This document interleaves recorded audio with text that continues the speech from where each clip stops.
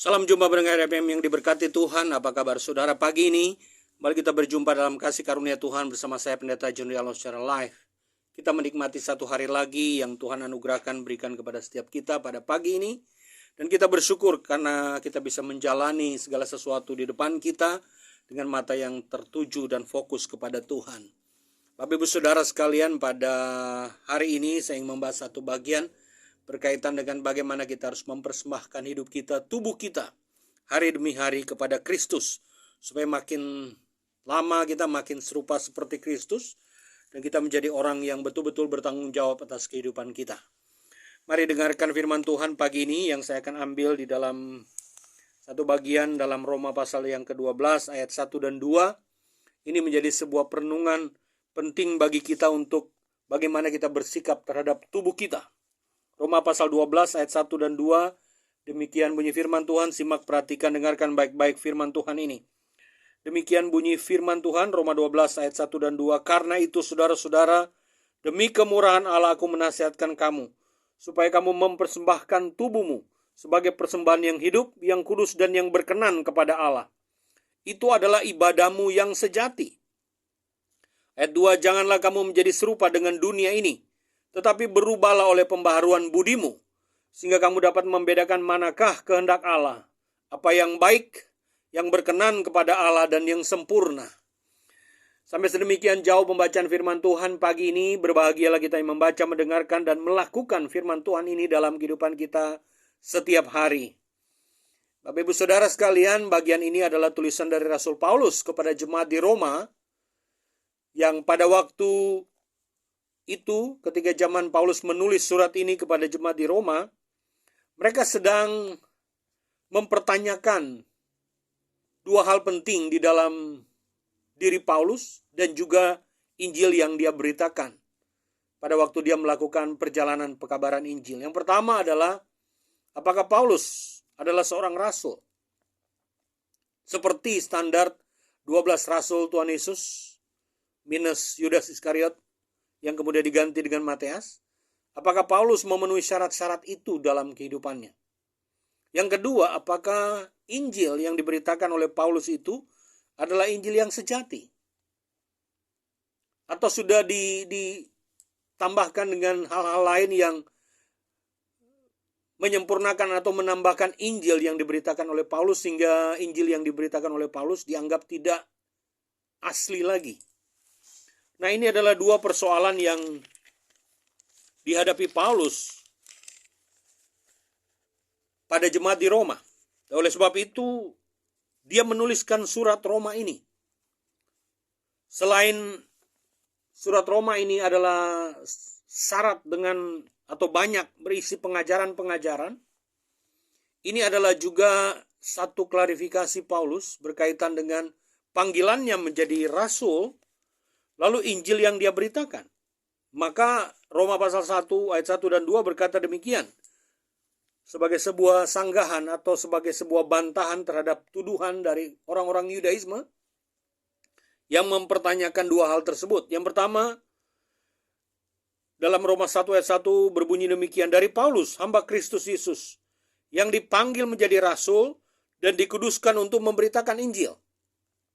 Jadi dalam pasal yang pertama, ayat yang pertama, Paulus sudah memberikan penjelasan secara rinci detail bahwa dia adalah hamba Kristus yang dipanggil menjadi rasul dan dikuduskan untuk memberitakan Injil. Jadi dua hal problematika tadi sudah dijelaskan dan dijawab oleh Paulus.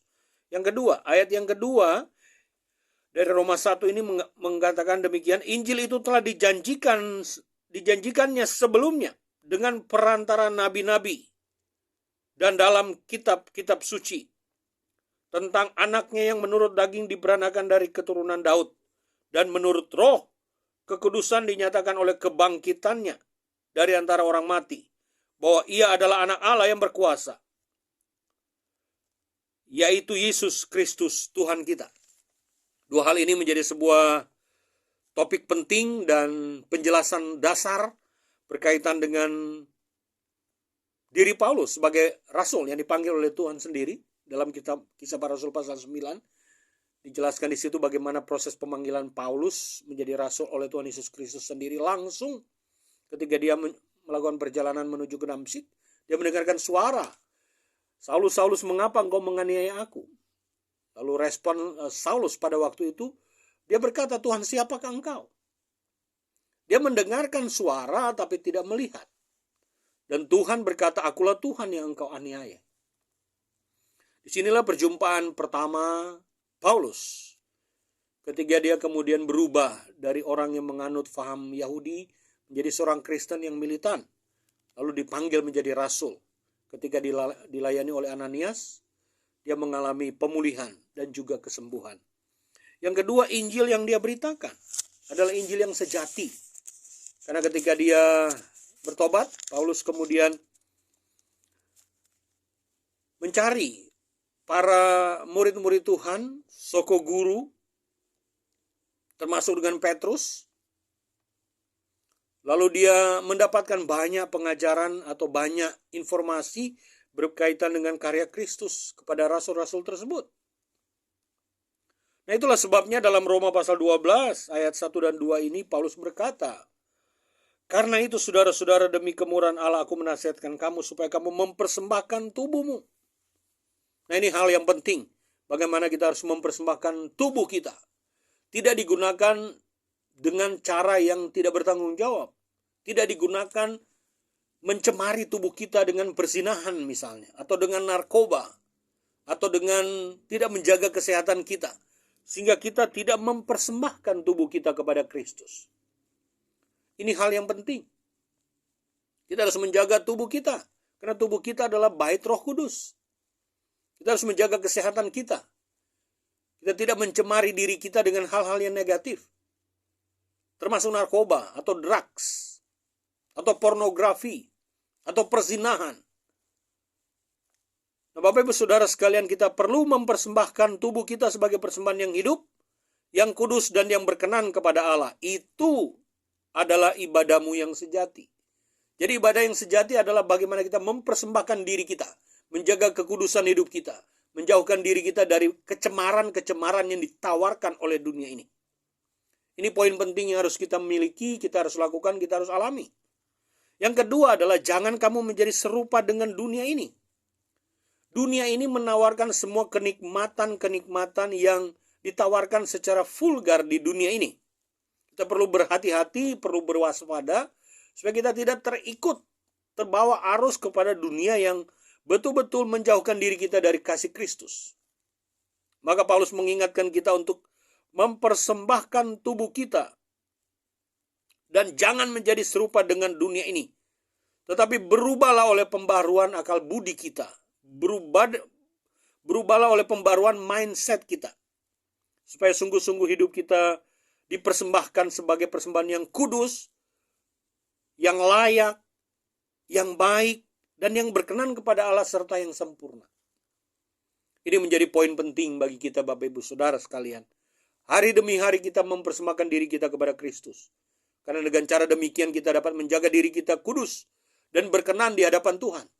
Ada banyak orang tidak mengenal, tidak melihat, tidak mengalami Tuhan dalam hidupnya oleh karena dia tidak menjaga kehidupan dirinya. Dia tidak mengalami perubahan dalam hidupnya dan sebaliknya dia terseret oleh arus dunia ini. Sehingga dia menjadi jauh dari Tuhan. Dia menjadi kehilangan makna hidup. Dan dia tidak lagi menemukan dirinya sejati. Karena pada dasarnya ketika orang mengenal Kristus, dia akan menemukan sejati dirinya. Dia akan menemukan dirinya secara benar, secara esensi. Bahwa dia adalah mirip Kristus dan harus melayani Kristus sepanjang umur hidupnya. Baik Bapak Ibu Saudara sekalian, sekarang arahkan tubuh jiwa dan rohmu kepada Tuhan.